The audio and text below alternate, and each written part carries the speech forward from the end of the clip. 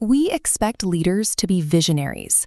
We look for a singular figure who cuts through the noise and delivers a definitive solution. In the tactical RPG Triangle strategy, the continent of Norzalia operates on this expectation. The world is locked in a fragile standoff over salt and iron, split between three nations and their competing ideals. This diagram represents the game's core mechanic, the scales of conviction. As the protagonist, Selenoa, you let your inner circle vote based on three rigid pillars. Your strategist, Benedict, advocates for utility. Your royal ally, Roland, demands morality. And your betrothed, Frederica, pushes for liberty. Treating morality like a democratic vending machine strips the leader of agency.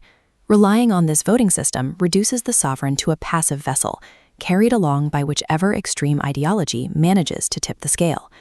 Letting one ideal win brings catastrophe. Committing to utility secures survival, but engineers a cold oligarchy that discards the vulnerable. Morality pursues absolute order, but devolves into a stagnant theocracy. Liberty frees the enslaved, but incites continent-wide conflict. You are trapped in a system where every perfect choice forces you to abandon an ally and doom a demographic. How is a leader supposed to govern under those conditions?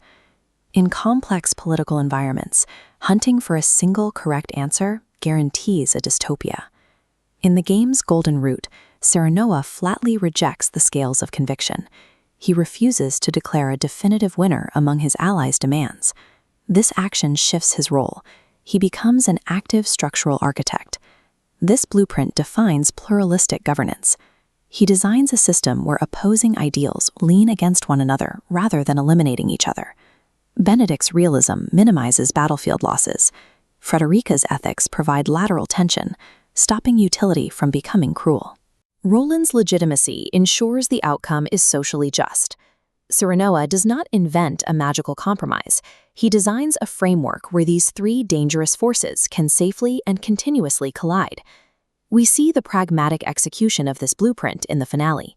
Selenoa achieves the ethical goal of freeing the enslaved Rosellan minds, but he vetoes their suicidal march to the sea, choosing instead to strike at the political rot of the ruling powers. The game forces the player to internalize this pluralistic philosophy through its mechanics. In the final act, you must divide your army, fighting across three distinct battlefronts at once. This division requires you to utilize all 30 available units in your roster. You cannot rely on a single strategy. The trappers, the archers, the medics, every survivor must contribute. Building a future requires the collective integration of all elements of society, rather than isolating the strongest few.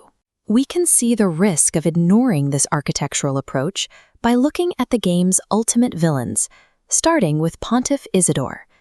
Isidore relies on absolute compliance to maintain a fragile peace. His society is built on a literal mechanical deception, a puppet deity. When Selenoa's arrival jams the gears of that lie, the entire social order of the nation Hyzante implodes because it has no internal flexibility. Similarly, the rival X-Army seeks solitary supremacy. Because his power is based on individual glory, rather than a stable structure, he finds himself isolated and helpless once Selenoa outplays him on the field.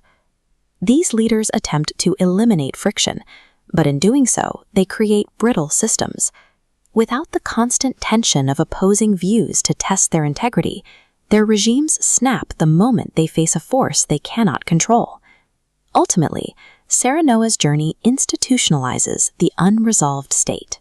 Peace, in this model, is the safe, managed containment of ideological friction. The greatest leaders do not step to the podium to provide the final answer to every crisis. Profound leadership is protecting the architectural conditions where optimal answers can be constantly negotiated by differing voices. Political and social stability depends on a foundation of perfectly balanced tension.